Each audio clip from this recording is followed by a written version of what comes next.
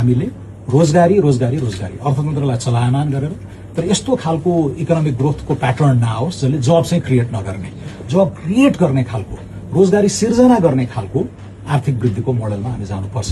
त्यसलाई हामीले प्राथमिक गरेका छौँ। केही संख्यात्मक टार्गेटहरू पनि छन्। चौथो, कनेक्टिभिटी। सडक सञ्जाल बनेका छन् तर कमसल पूर्वाधार बनेका छन्, असाध्यै दोहन भएको छ, भ्रष्टाचार भएको छ। गुणस्तरीय पूर्वाधार निर्माणमा हाम्रो ध्यान जाने नै छ।